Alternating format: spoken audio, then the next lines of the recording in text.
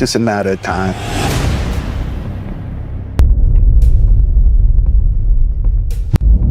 Procession of his children arriving in court for day one of their father's sex trafficking trial in New York.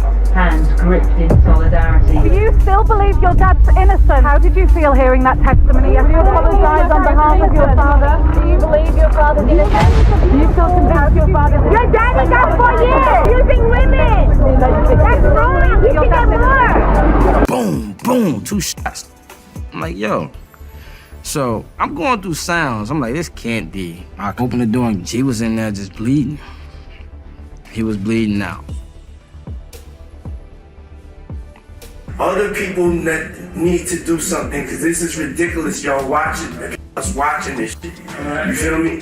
So he wants me to do nothing, but he's not saying he doesn't want Justin to use his brain and everybody to use their brains and to figure out whatever.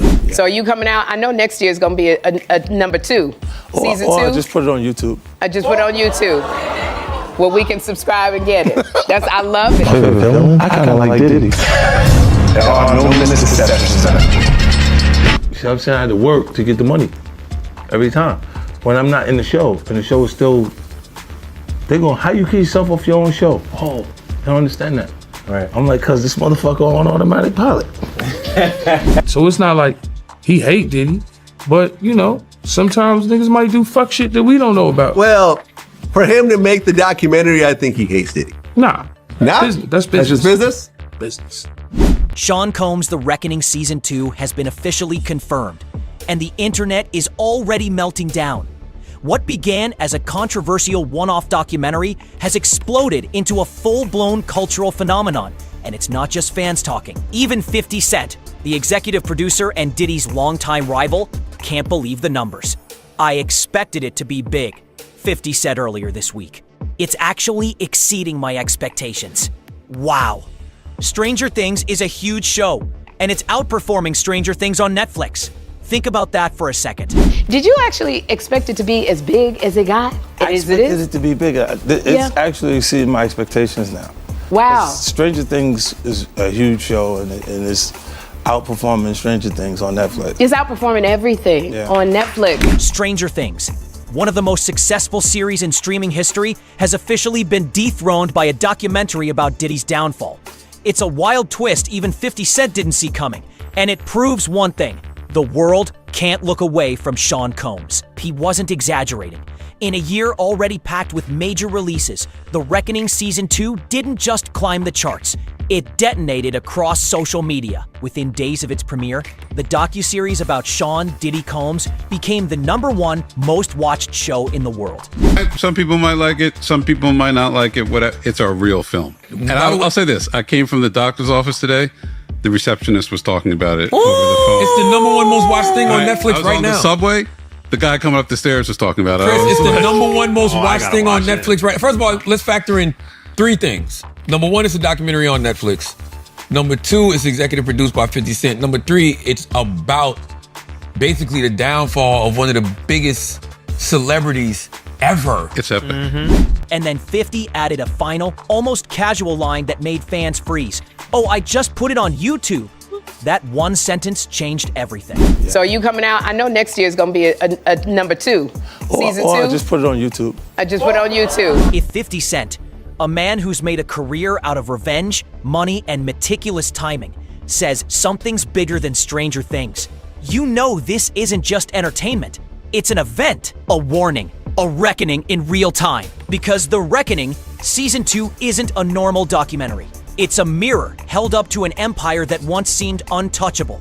A world of fame, excess, and power built by one man and now crumbling before the cameras. But beneath the jaw-dropping viewership numbers and glossy Netflix promotion lies something much darker. Scenes so volatile, names so high profile that even Netflix allegedly held parts back. Hidden footage, redacted tapes, conversations too explosive to air, and that's what's pulling people in. For, just or not guilty, I want to have a life to be able to live. It's really going to be hard for me to take more hits than I take it. You didn't do anything wrong on any front, and you've come to New York to face things head on. if anyone's ever paying any attention to what you've actually been doing, you've handled this with complete honor. We're losing sight of the big picture, man. It's the middle of September and there's still no indictment. Bro. Then you have to have a spokesman. You have to have some sort of comms to constantly be pushing that, Mark. It's dealt in the dirtiest of dirty business of media and propaganda. This isn't just about Diddy the mogul anymore. It's about everything that orbiting him stood for. The elite, the gatekeepers, the stars who looked away, and the friends who might finally be ready to talk. Because this time, the silence is louder than the music. Season 2 wastes no time. From the first minute, viewers realize this isn't about Platinum Records or the Bad Boy legacy. It's about the ecosystem that protected it. The new episodes push past the familiar headlines and dive straight into what 50 Cent calls the network.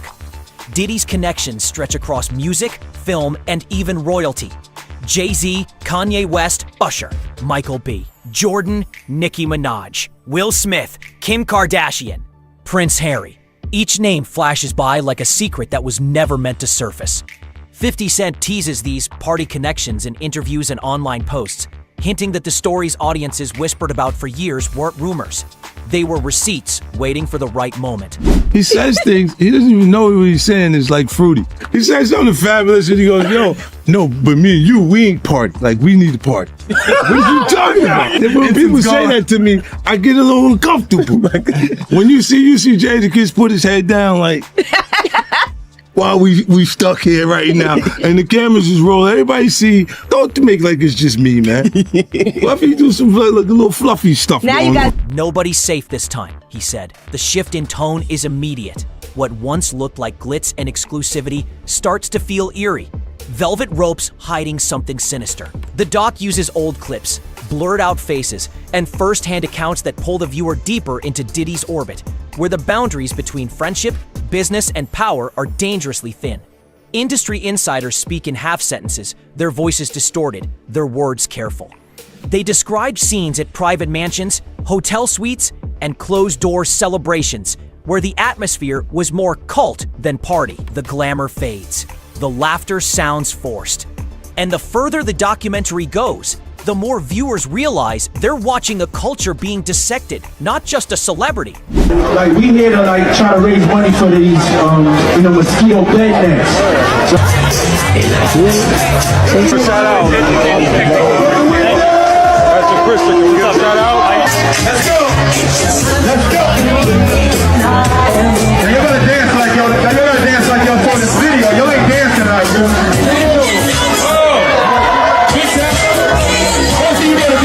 Season 2 turns the spotlight on relationships once considered Hollywood royalty and exposes how influence moved behind the scenes like currency. For the first time, audiences see the connections between Diddy's social circle and the empire he built.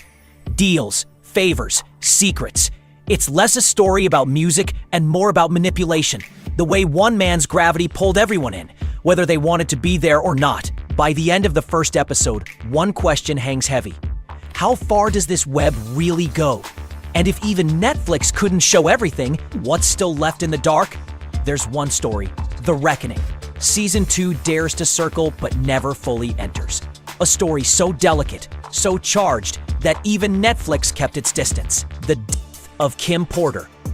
To understand why that name still echoes in whispers, you have to understand who she really was and what she represented in Diddy's life. Kim wasn't just another celebrity ex. She was the centerpiece of Diddy's personal world. The woman who saw him before the power, before the mogul image, before love. Kim Porter is the mother of their two twins, and she was in a relationship with P. Diddy for roughly 13 years. He was planning on releasing a tell-all book if he tried. In the book, Kim approached the man who discovered P. Diddy. P. Diddy would make Kim use a strap-on to please him. Kim's family allegedly was going to file a wrongful death lawsuit. A model, actress, and mother of 4, Kim moved through the spotlight with quiet confidence. She wasn't loud or controversial, she was elegant, grounded, and fiercely private. For more than a decade, she was the calm in Diddy's storm, the person who knew both his brilliance and his chaos. But in November 2018, the calm shattered. Kim Porter was found unresponsive in her Los Angeles home, She was 47 years old. The coroner ruled the cause as lobar pneumonia, a sudden aggressive infection. At first, it seemed like a tragic natural death, the kind of heartbreak that happens without warning. Diddy posted an emotional tribute, calling her his soulmate, his best friend, his forever family. The industry mourned. Fans flooded her page with condolences. It felt like closure, but it wasn't, because almost immediately, the whispers started. P. Diddy's ex, Kim Porter, mysteriously died in 2018 from natural causes at 47. Kim approached the man who discovered P. Diddy, Andre Harrell, to ask if he had an intimate relationship with Diddy. She was disappointed when Andre denied it because she had security footage of them together. Kim had footage of Diddy with multiple other men, including Usher, to file a wrongful death lawsuit because there was blood located on her pillowcase as well as a trail of blood in the bathroom. Kim's first autopsy suspected foul play from the amount of toxins found in her body. Kim's last phone call was allegedly to 911 at 2:43 a.m. before she was found dead the next day at 11 a.m.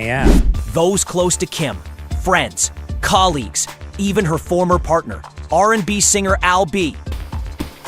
Sure, began speaking out. Al B. Sure, posted cryptic messages online hinting that something wasn't right about her passing. He later said publicly that he believed Kim had been in fear before she fear of something she knew, something she planned to reveal. Over the years, about, oh, Buffy did this and adopted your kid and adopted this. There's no adoption. None. Noticed. His name is still Brown. People thought I was absent, things of that nature. It was basically instructed by Kimberly. Buffy wasn't too happy about anyone who had a relationship with Kimberly. I was very much under, listen, don't do that tough guy Mount Vernon shit. You will get killed. Even to the point where I remember, you gotta listen to Kimberly. Because not only was she trying to save me, she was putting her own life in danger. And then came reports that Kim had been working on a tell-all book about her years around the music industry's elite. Some claimed she was preparing to go public with things people weren't supposed to talk about. Nothing was ever proven. No official evidence of wrongdoing ever surfaced. But what made the story impossible to forget wasn't what was said, it was what wasn't. No one from Diddy's circle addressed the rumors. The family stayed quiet. The silence, instead of ending speculation, only made it louder. In The Reckoning, Kim's name flickers briefly. A photo, a mention, a passing acknowledgement of her influence. But 50 Cent's team reportedly chose not to include the deeper material.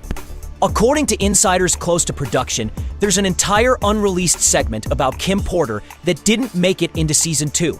Not because it lacked impact, but because it was too much, too emotional, too legally complicated, too dangerous. And now, that decision has only built more anticipation. 50 Cent has allegedly hinted at developing a standalone documentary, a part 2 that would focus entirely on Kim Porter's life, her final days, and the mystery surrounding her death. Insiders say this chapter could redefine the entire Reckoning series, shifting it from celebrity scandal to full-scale investigation. Kim's story matters because it cuts to the heart of who Sean Combs was behind the headlines. The man, not the mogul. Those who loved her describe a woman full of light, joy, and intuition. Someone who saw everything but chose peace over chaos, until peace was no longer possible. And that's the tragedy. Kim's death didn't just leave a void in her family. It left a hole in the timeline of Diddy's life, a missing puzzle piece in a story that keeps unraveling. Even now, fans revisit old interviews where Kim smiles, but her eyes look elsewhere. They rewatch her final photos, her last social posts, searching for signs. It's morbid curiosity, yes, but it's also a reflection of a culture that senses something unfinished. Maybe that's why 50 Cent won't let it go. He said privately that the Kim Porter story is too big to ignore, because if there's one truth about The Reckoning, it's this: every silence has a sound. And Kim's silence might be the loudest of all. It starts in part 4, a segment so brief, most viewers didn't realize how massive it was until the credits rolled. Netflix ends the season with a single phrase that changes everything, from Diddy's personal archive. Those few words ignite the internet, because suddenly, people realize these aren't leaked videos, they're self-recorded. Sean Diddy Combs, global mogul, master of image, man obsessed with control, was filming himself during one of the darkest moments of his life. Not for a documentary, not for art, for himself, the moment. What exactly was he recording? Sources close to production claim the footage spans more than 140 hours. 140 hours of unfiltered access. Private meetings, phone calls, parties, even strategy sessions with lawyers. Every angle of his downfall captured in real time. And when 50 Cent found out, he didn't hold back. He posted, correct, 140 hours of footage. I don't understand why he filmed himself, but I'm glad he did. The people supporting him will be very quiet when more comes out. The message hit like a thunderclap. What 50 just came across in that secret little Diddy footage that he paid from the videographer that Diddy didn't pay, they are saying 50 has footage that will not only add more time to Diddy's sentence, but Diddy might not ever come out. Diddy was recording because he thought he was about to beat the case. So he wanted to do a Netflix documentary. Didn't pay the guy, and then 50 got all 140 hours of footage of secret Diddy tactics. If Netflix only used a few minutes, that means somewhere, sitting on servers, locked in vaults, guarded by legal teams, are days of unseen recordings. What's in those tapes? According to insiders who've allegedly previewed select snippets, some clips appear to show Diddy in full damage control mode, calling associates, directing his staff, and most disturbingly, discussing legal threats. There are rumors of witness conversations, strategy meetings that shouldn't have been filmed, and moments of Diddy allegedly coaching people on what to say. Well, there's a guy named Neil who was mentioned in the court, works right up under Diddy, was organizing everything. Allegedly, they are saying that he is on video, film, tampering with witnesses, giving out address, we'll pay for your lawyers, all kind of shit that can be counted as witness tampering, obstruction of justice. And 50, of all people, has his hands on this footage. And I'm hearing that this could implicate Diddy's lawyers in some bullshit. They could be charged. This shit is getting wild. And I'm hearing that this 50 Cent documentary is just the fucking tip of the iceberg, and I like it. Others claim the footage captures emotional breakdowns, shouting matches, and an erratic shift between paranoia and arrogance. One described it as a man documenting his own implosion. It's the kind of material that could destroy what's left of his public image, but also, legally, it's dynamite, because if even a fraction of those hours contain evidence of obstruction, coercion, or misconduct, that footage isn't just damning, it's dangerous. And that's where Netflix's silence speaks volumes. Why show only a glimpse? Why hold back the official word from Netflix insiders is that only a curated selection was cleared for public release due to ongoing legal constraints. But off the record, crew members whisper about scenes that were too explosive, scenes that could spark lawsuits, or worse, influence the ongoing appeal. There's also talk that the footage wasn't meant to surface at all. The original videographer, Michael Oberlees, claimed a third party leaked it while he was out of state, meaning Netflix may have obtained it through a tangled, controversial chain of custody. That detail alone has fueled Diddy's brewing legal war with the streamer. His team insists the material was stolen. Netflix counters that it was legally obtained. In the middle of it all stands 50 Cent, the executive producer, the instigator, and to many fans, the unofficial whistleblower of hip-hop's dark empire. 50 has been teasing the existence of the real cut, the uncensored version. He's hinted that Netflix is sitting on the full 140 hours, waiting for the right moment to drop part 2. And if that's true, it wouldn't just be a documentary. It would be a global event. Industry insiders say 50 and Netflix executives have already had preliminary talks about releasing the rest of the footage as a follow-up series. Working title? The Reckoning, The Lost Tapes. Sources familiar with the project describe the unreleased segments as career-ending, not just for Diddy, but potentially for others seen in the background, high-profile musicians, actors, business moguls, even politicians. That's why this story won't fade. Every week, fans on Reddit and X, formerly Twitter, demand to hash drop the 140 hours. Others theorize Netflix is holding it as legal leverage, an insurance policy against any lawsuit Diddy might file. And yet, despite the tension, there's one undeniable truth. If those recordings ever go public, they could rewrite the narrative of Diddy's entire empire, from his rise to his ruin, because somewhere in those 140 hours of raw footage lies the uncensored version of his story, the moments he never thought anyone would see, and the fact that he pressed record himself, that might be the most haunting part of all. On the surface, Sean Diddy Combs has always been the embodiment of charisma. We're losing sight of the big picture, man. It's the middle of September and there's still no indictment. Bro, then you have to have a spokesman. You have to have some sort of comms to constantly be pushing that, Mark. Dealt in the dirtiest of dirty business of media and propaganda. The music mogul, the party king, the billionaire in silk pajamas, surrounded by lights, legends, and luxury. But season 2 of The Reckoning peels away that glossy layer. And what's underneath isn't the man who calls himself love. It's something far more complicated. Back in 2022, Diddy sat on the Ellen DeGeneres show, smiling like a man who'd figured out life. "Love is my real name," he said. "I just changed my name to Love. That's what it says on my license." The audience laughed, clapped, and cheered. So there's been the Puff Daddy era, the P. Diddy era. Then I dropped the P, then it was the Diddy era. Yeah. And now, this is the ultimate goal. I have become Love. Okay. But do I call you Love? No. See, this is where it gets confusing. To them, love sounded like healing, a reinvention, a fresh start after decades of success and scandal.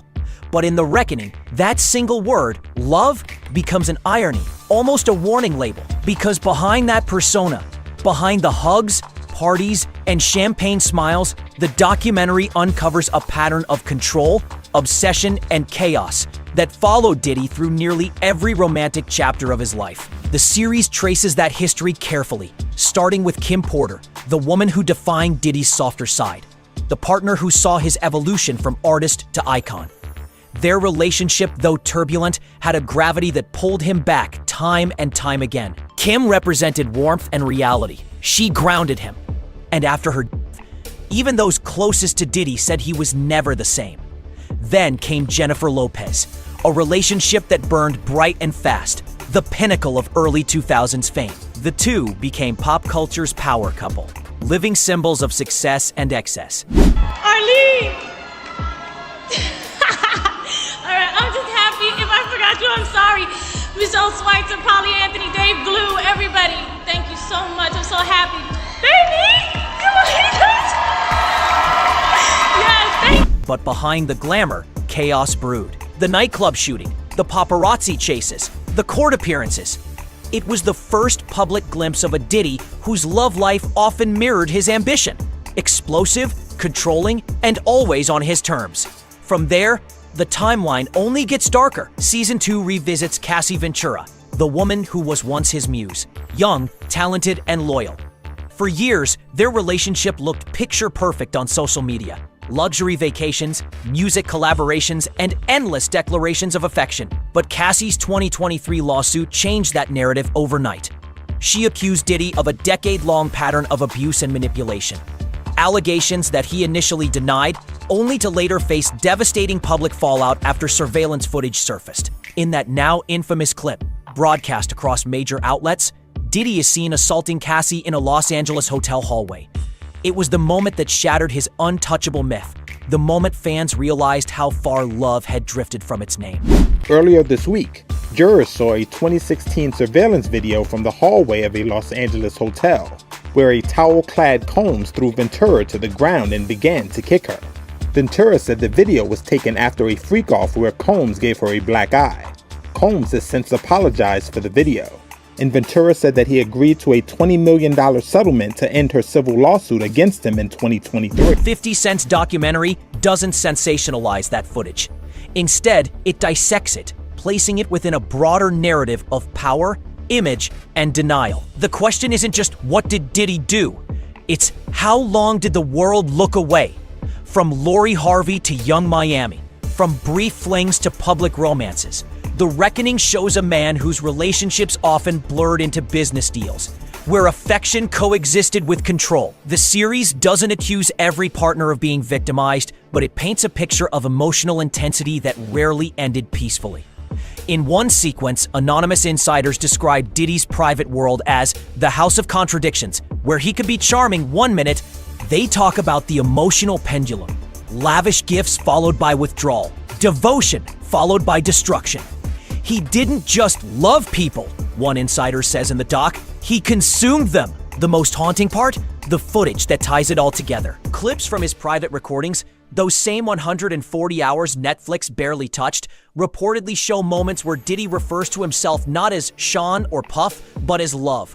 The tone isn't lighthearted. It's eerie. It's like he's performing for the camera, trying to convince not just the world, but himself that the persona still fits. 50 Cent's commentary throughout the series adds another layer.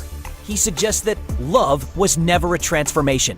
It was camouflage. He didn't change. 50 says in one interview snippet. He rebranded. The documentary then contrasts Diddy's past interviews, all smiles and charm, with the crumbling empire he faces today.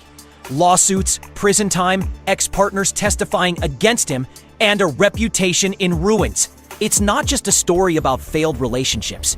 It's about the performance of love, how Diddy weaponized affection as part of his image, until that image consumed everything around him. By the end of the segment, love no longer sounds like a name. It feels like an echo, the ghost of a man who built an empire on emotion, but lost control of what that emotion meant.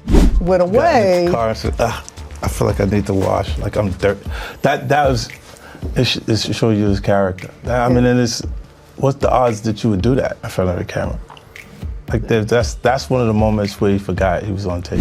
And that's where the reckoning hits hardest. Because when power becomes a personality and affection becomes a brand, the line between love and control disappears completely. By the end of 2024, Sean Diddy Combs' empire didn't just shake, it crumbled. The man who once seemed invincible, who turned Bad Boy into a billion-dollar brand and love into a personal trademark, found himself behind bars, stripped of the control he built his entire life around. It all began quietly, almost deceptively. Federal raids on his properties in Miami and Los Angeles, investigators carrying boxes out under the glare of news cameras. What started as whispers of old allegations suddenly hardened into a federal case that no one, not even Diddy, could spin away from. By September 2024, Diddy was arrested in New York, facing charges of racketeering, sex trafficking, and transportation to engage in prostitution. The details were disturbing, the accusations relentless. Each week brought a new headline. Federal agents seized several electronics during searches in Los Angeles and Miami. We have learned it's all part of an investigation into human trafficking claims. Neighbors in Los Angeles say there are often parties and visitors to the home. See that a lot of girls, maybe 5 or 6 girls outside, some leaving, some not, some going in, black Suburbans. Never know. I never thought anything of it, but now this is crazy. Combs is named in several civil lawsuits, including claims of sexual assault, but the raids are not believed to be connected to those incidents. New names, new documents, new witnesses. And as the media storm raged, the reckoning cameras were already rolling. Season 2's production overlapped with Diddy's final months of freedom. And in a surreal twist, much of that footage came from his own recordings. The very same 140 hours of raw tape that 50 Cent had teased became a time capsule of his unraveling. Viewers saw him pacing, panicking, trying to hold together a reality that was slipping away.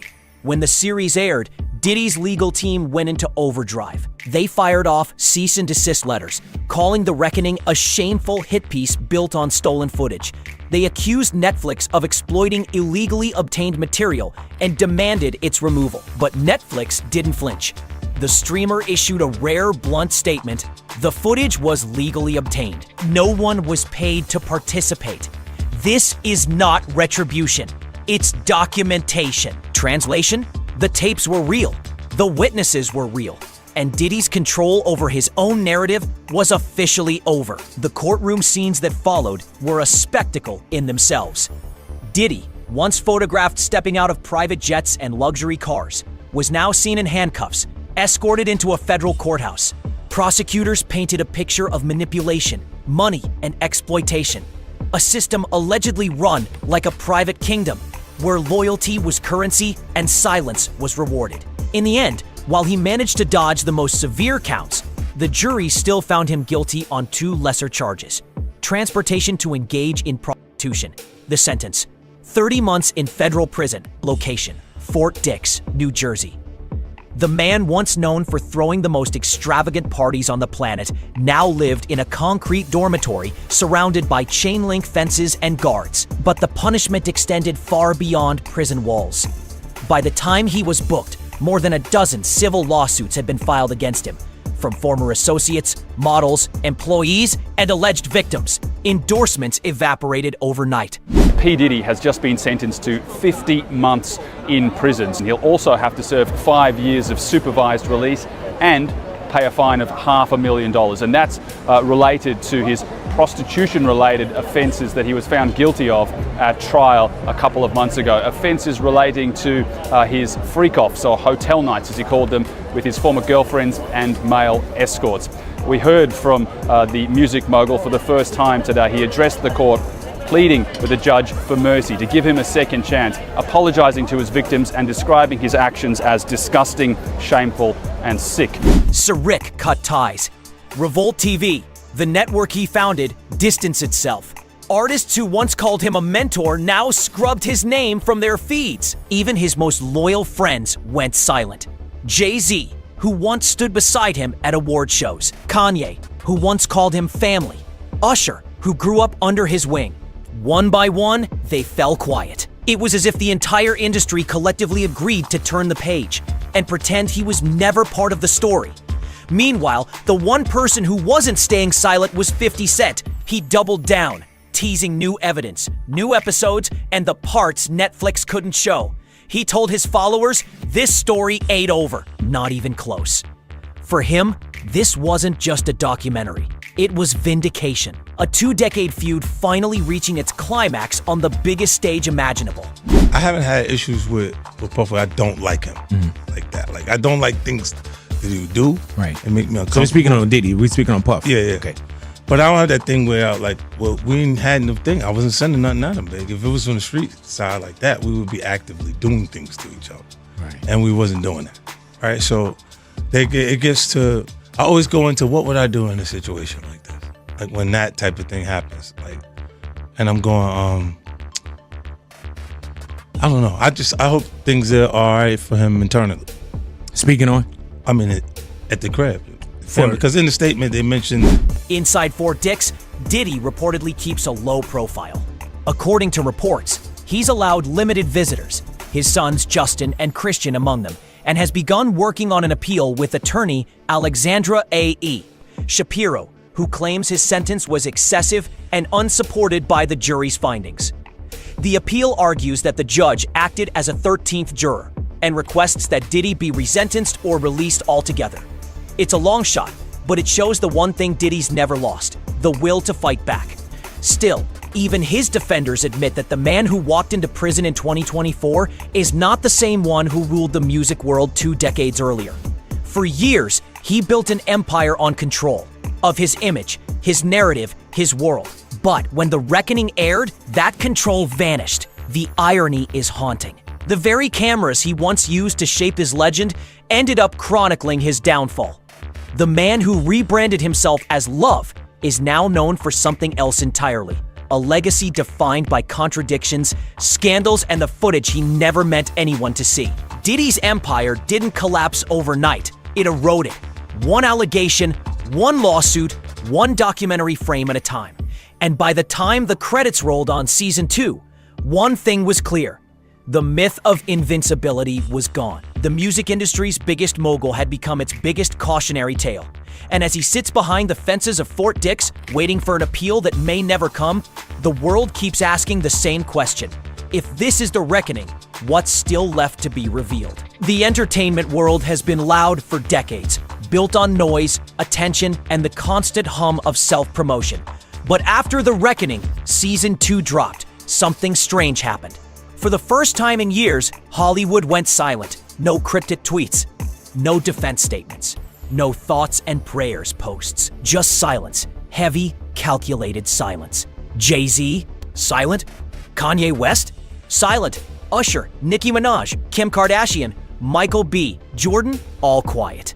The same people once photographed laughing beside Diddy, celebrating with him, clinking glasses in VIP lounges and million-dollar mansions, now pretending those nights never happened. Because behind that silence is fear. Multiple industry insiders, some who once attended those infamous private parties, are reportedly panicking over what might still be hidden in those 140 hours of footage. Names, locations, timestamps, receipts. Rumors suggest that the unreleased tapes show not only Diddy, but also recognizable figures. Some of the biggest artists, actors, and executives in entertainment, in settings that could be career-ending if ever made public. For years, everyone knew Diddy documented everything. He was notorious for surrounding himself with cameras, even at private gatherings. He once said, "You never know when history's happening. I just keep it rolling."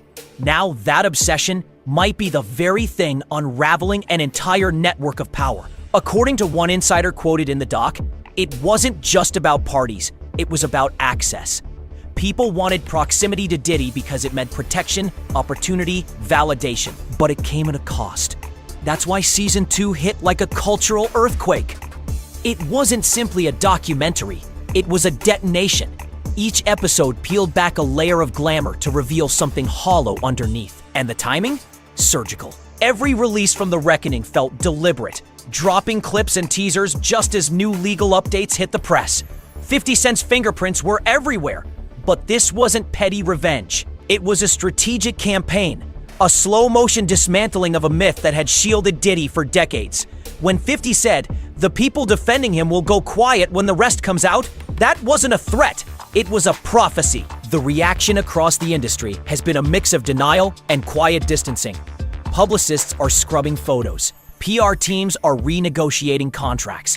Executives are issuing NDAs and no-comment memos faster than newsrooms can keep up. Even veteran producers who once idolized Diddy's hustler-to-mogul arc are now calling his downfall a wake-up call for the culture.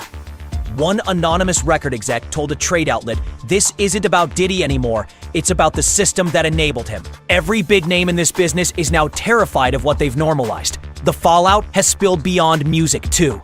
Luxury brands once desperate for Diddy's endorsement have gone dark, quietly pulling ads and canceling collaborations. Clubs and venues that once hosted his infamous parties now whisper his name like a ghost story. Even long-standing bad boy affiliates have begun leaking their own stories, claiming they're done protecting anyone. And yet, amid the panic, one man remains completely unbothered: 50 Cent. For him, this isn't vengeance, it's vindication. He's built an entire media empire out of transparency and mockery. Two things Diddy never learned to handle. 50's approach is meticulous. Drop one revelation, watch it trend, then disappear, only to return days later with a new headline, a new twist, a new soundbite that resets the entire conversation. It's not chaos, it's choreography. He's not reacting to Diddy's downfall. He's orchestrating its rhythm. Each new disclosure feels timed for maximum cultural impact, perfectly synced with public attention cycles. When the world starts to move on, 50 releases something that pulls everyone right back in. A new clip, a quote, a cryptic Instagram post. And every time he does, Diddy's name trends again. Not for music, not for legacy, but for scandal. What's most unsettling, though, is how many insiders quietly agree with 50's methods.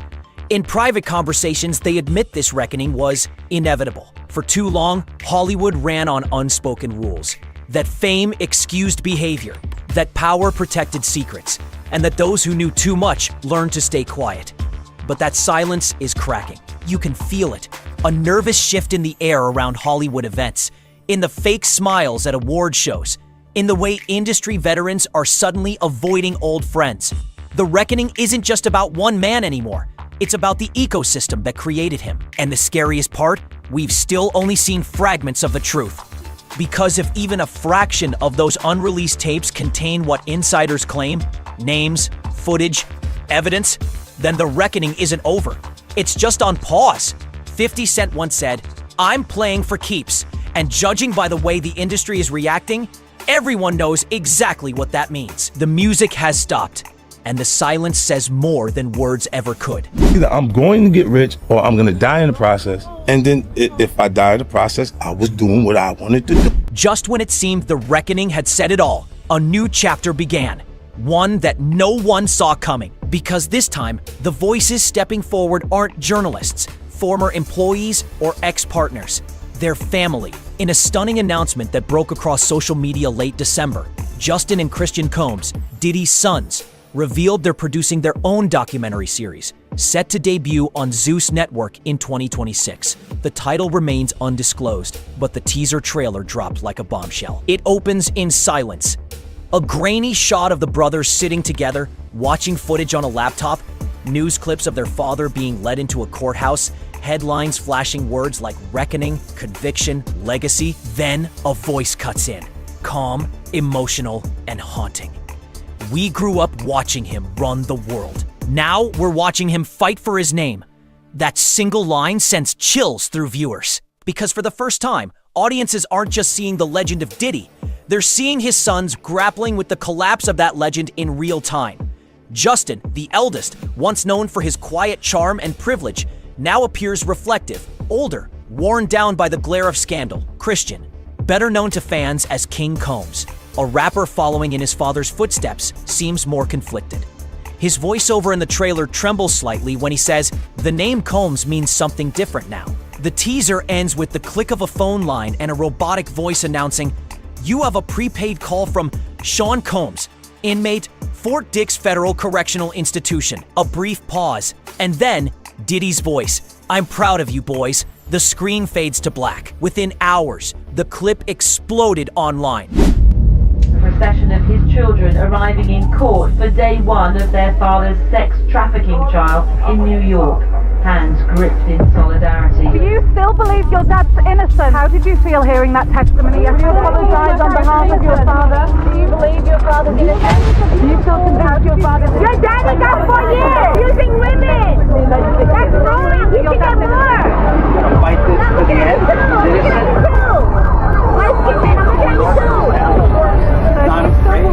Not afraid of the charges.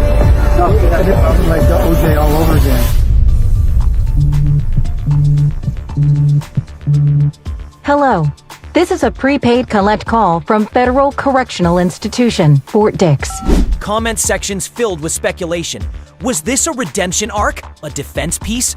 A son's reckoning with a father's legacy? Zeus Network described the upcoming series as an unfiltered look at family, fame, and fallout.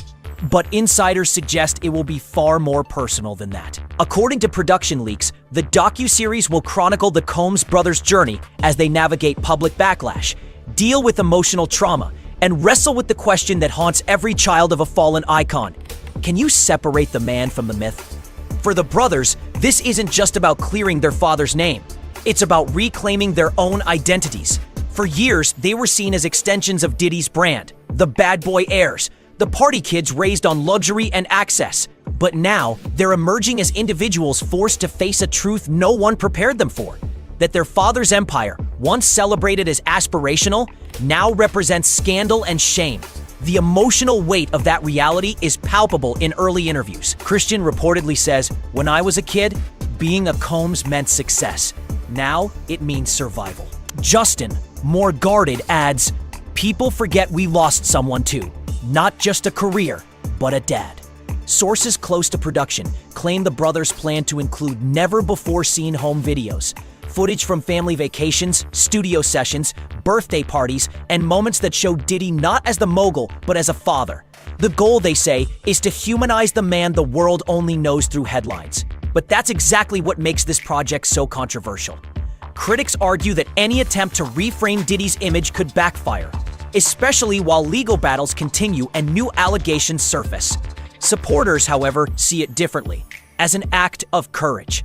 A chance for his children to finally speak without being filtered through publicists, lawyers, or Netflix producers. There's also talk that the Zeus team approached Cassie Ventura and other key figures for comment, though no one has confirmed participation. If true, it would mark the first time Diddy's family and his accusers appear in the same narrative space. A raw, emotional collision of pain, loyalty, and legacy. And then there's the other factor, timing. The brothers' announcement came just days after Diddy's legal team filed his federal appeal.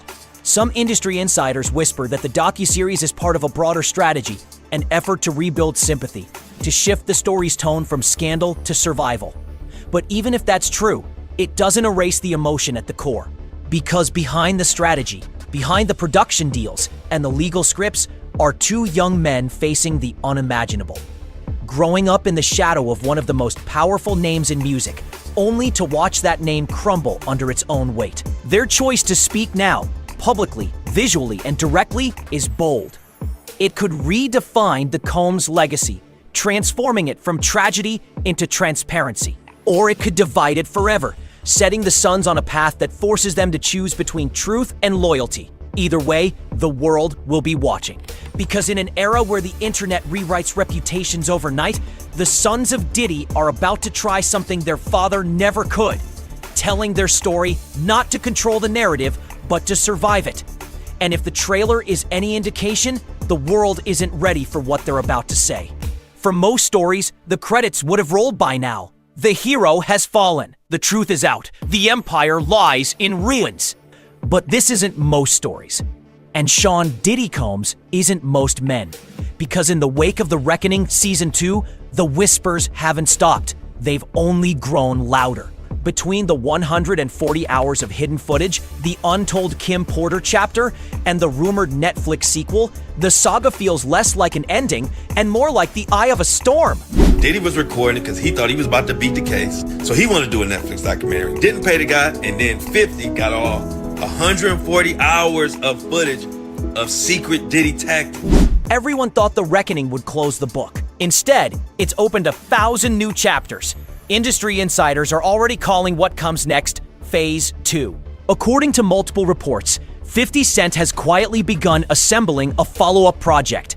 One allegedly darker, riskier, and more personal than anything he's done before. Working title, The Reckoning, Love and Lies. If the rumors are true, this new installment will go where Netflix refused to.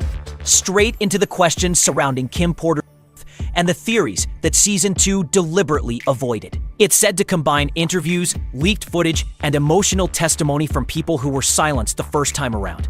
In other words, the story that's haunted fans for years may finally get its spotlight. 50's not subtle about it either. He's been teasing the idea on Instagram, posting cryptic captions like, "The truth always surfaces," and he filmed himself. That's what makes it all so wild. Those 6 words, "he filmed himself," might be the most haunting part of all. Because in the end, it wasn't journalists, rivals, or the FBI who exposed Diddy. It was Diddy, his own obsession with image, his need to control every moment, his belief that he could document his life without ever losing power over the narrative. But once that footage hit the public eye, the cameras stopped being his weapon and became his confession. For, just or not guilty, I want to have a life to be able to live. It's really going to be hard for me to take more hits than I take it. You didn't do anything wrong on any front, and you've come to New York to face things head on. If anyone's ever paying any attention to what you've actually been doing, you've handled this with complete honor.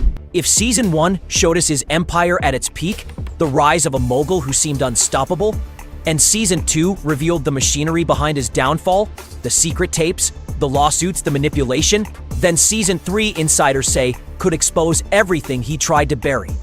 From unreleased footage stored in encrypted servers to testimonies from names once too powerful to mention, the next chapter could turn the Diddy saga into something far bigger than a celebrity scandal. It could become a case study in fame, control, and the price of unchecked power, and the timing couldn't be more dangerous. Netflix reportedly holds hours of unseen footage, a treasure trove of clips that legal experts call nuclear. There are whispers that 50 Cent, now in talks with multiple streaming partners, might not even stay with Netflix for the sequel. Some say Amazon and Hulu have shown interest, with offers to give him full editorial control in exchange for exclusive rights. That alone suggests how massive this story has become. It's no longer just a documentary. It's the cultural phenomenon of modern celebrity downfall. But as anticipation builds, so does the tension. Sources inside Diddy's legal team claim they're preparing for all-out war if 50 or Netflix release new material. arguing that any unreleased footage could violate ongoing court restrictions. One insider close to the production, however, told Media Takeout they can't stop what's already coming. The truth is too big now, and maybe that's the scariest part. This isn't just about one man anymore. It's about the system that made him untouchable for decades. The gatekeepers who looked the other way. The insiders who profited. The silence that protected power. As the reckoning continues to dominate headlines, the entertainment industry is bracing for aftershocks. Executives are reevaluating old contracts. Former associates are lawyering up. Publicists are scrubbing photos from archives faster than ever. It's not paranoia, it's survival. Because when 50 Cent said he was playing for keeps, he meant it. And now, with whispers of love and lies already in pre-production, Hollywood knows that this story, their story, is about to get a lot more dangerous. The series ends not with closure, but with a question.